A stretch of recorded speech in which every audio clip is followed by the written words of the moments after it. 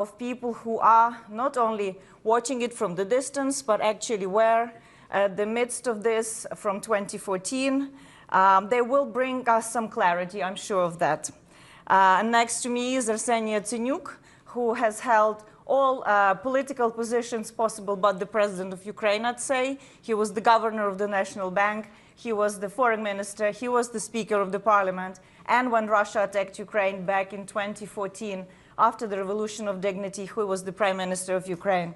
Welcome, Arseniy. Now he is the founder of Open Ukraine Foundation. I had an honor working with him and starting in 2007 Kiev Security Forum. It's not the first time Arseniy speaks to us. I actually can tell exactly that it was 317 days ago, because it was 1,000 days of Russian invasion when we had an online session about where we are. And next to him is our own and only Keir Giles, who is the associate fellow with Russia and Eurasia program. And he is a long-time Russia watcher and explainer, sometimes to a frustrated measure, because his analysis is well read but rarely acted upon, I'd say. But he keeps at it, and he is the author of his most recent book is called Who Will Defend Europe? And I must say, I'm moved that this book is dedicated, as Keir says, to the Ukrainian people who at immense cost have formed the front line for the defense of Europe. So we thank all the Ukrainian defenders for what they are doing today to keep Russia's threat at bay for all of us here in London. So Arseniy, I would like to start with, because of the title of our session, how would you define what is a win for Ukraine in this war? Well, first, Arisia, I'm very grateful that you made it possible to address the Chatham House. And frankly speaking, I am very lucky, because you did the same with President Zelensky. And I am sitting near Sir Keir. We have two Sir Keirs, Keir and Prime Minister of the United Kingdom. So I feel like being practically not far from my president. Right. So how would I define it? The very survival of the Ukrainian state is the victory for Ukraine. Okay. NATO membership is the victory for Ukraine. EU membership is the victory for Ukraine. And ironclad security guarantees, and that's the reason why I mentioned NATO membership, because I don't buy any kind of another special purpose vehicles for the security guarantees. Article 5 of the Washington Treaty. These I would assess as, and last but not least, to bring Russia to justice. Justice must be served. And designated war criminal Putin and an entire Putin's regime have to be held accountable. So this is the set of measures and my vision of Ukraine's victory. You mentioned, just to develop a little bit, Ukraine's survival, but surely some people say survival isn't enough. Do you believe that if Ukraine integrates with the European Union and NATO, it will be able to actually, build back better, flourish economically, bring back its people, because it has lost quite a lot. It is taking a heavy cost of this invasion? Well, that's exactly the reason why I indicated both EU and NATO membership. Survival means a flourishing and vibrant Ukraine. Okay. Survival means security for the Ukrainian people. Survival means prosperity for the Ukrainian people and for the Ukrainian economy. So it is a comprehensive definition. But the reason why I mentioned survival, because war criminal Putin, he wants to annihilate Ukraine. So for him, this is a genocidal war. Have you seen him yesterday delivering some kind of stupid stuff in Valdai? So for the second time, it is not for the second. For a number of times, Putin has mentioned Nazi criminals as heroes. I don't know whether you remember when he said that Goebbels was quite a smart guy. It is in the YouTube. And you know what yesterday he said? That it is due to Poland, Nazi regime started the Second World War because Polish people refused to cede Gdansk corridor. He said it publicly. So the guy is completely obsessed with, it's not even imperial, but with the fascist and Nazi policy against the free world. And he is very open about that. he always speaks openly about everything. Even in 2007 at this notorious Munich security conference. You remember when he said that it was the biggest disaster of the last century was the collapse of the Soviet Union. And my beloved Western friends were just deaf. They were thinking that he is kidding, you know. In the end, we have what we have.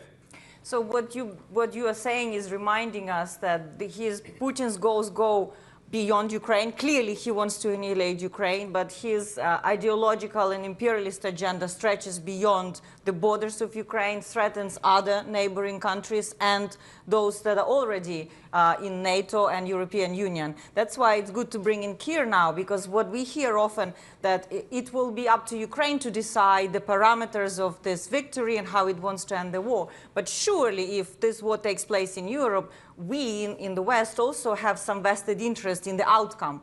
Could you say what kind of outcome you would like to see for Europe in this war that would secure Europe rather than make it more vulnerable?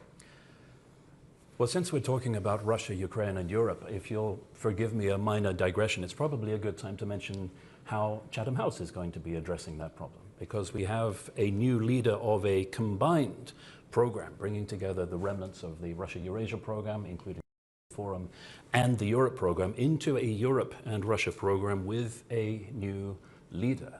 We should welcome Mr. Grégoire Rousse, who has just arrived in this building and will be perfectly placed to treat that question as a priority, because it is the outcome of the war on Ukraine that will define the future of Europe for decades. Now, we are told by Bronwyn Maddox, our director, Mr. Rousse does speak Russian, which is natural enough since it will be essential for the job he is going to do. And I'm very much looking forward to meeting him and to hearing his vision for how Chatham House can bring together those two elements, Europe, including Ukraine, Northern Asia, including Russia, and foster those two vital interlinked goals of promoting Europe's defense and Russia's defeat. Which brings me back to the question.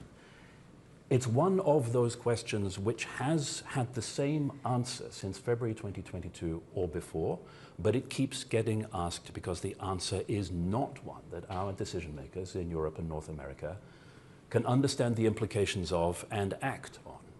It has always been the case that the scale and extent of Russia's strategic setback, whatever it suffers in Ukraine, will determine the scale and extent of Europe's breathing space before Russia moves again. And that covers a huge range of possible outcomes.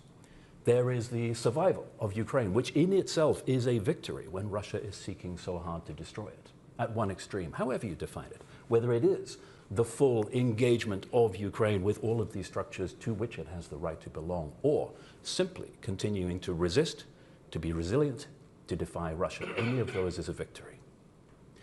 At the other extreme, there are options that are probably by now off the table. Now, a lot of people in this room have heard already the story of how a senior diplomat in London years ago, briefed people from this organization at the end of his tour on what it would take to turn Russia into a country that was no longer intent on invading and destroying its neighbors. He had a policy prescription.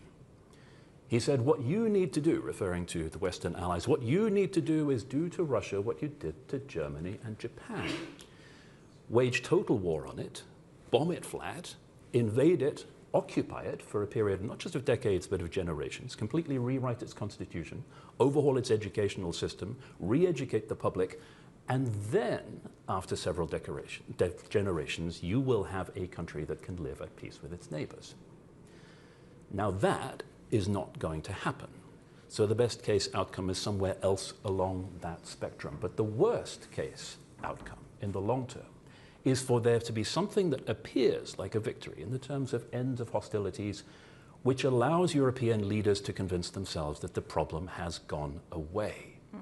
If there is a ceasefire without conditions, if there is an end to the war which cements Russian gains in place, if the major combat operations cease, and then Europe thinks we can take our foot off the throttle for rearmament, for building our resilience, for preparing ourselves for the next time Russia seeks to attack a neighbor, then we will be in even deeper trouble than we were before.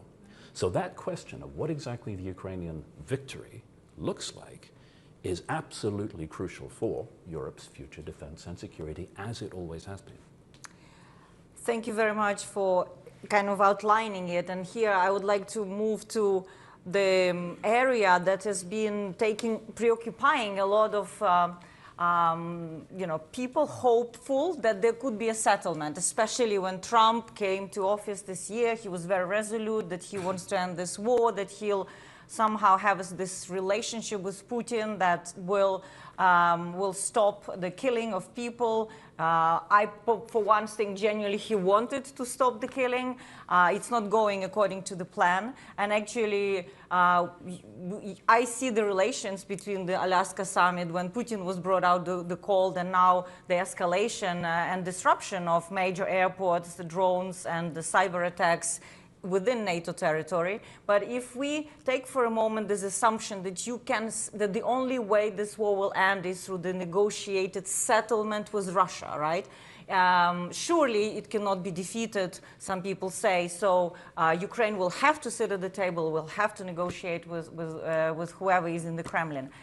Arseniy, you have spent a lot of time, with Minsk agreements that Ukraine had, about 200 rounds after the annexation of Crimea and the beginning of the war in Donbass. Do you believe there could be any pressure that could be put on Putin to actually negotiate in honest way with Ukraine?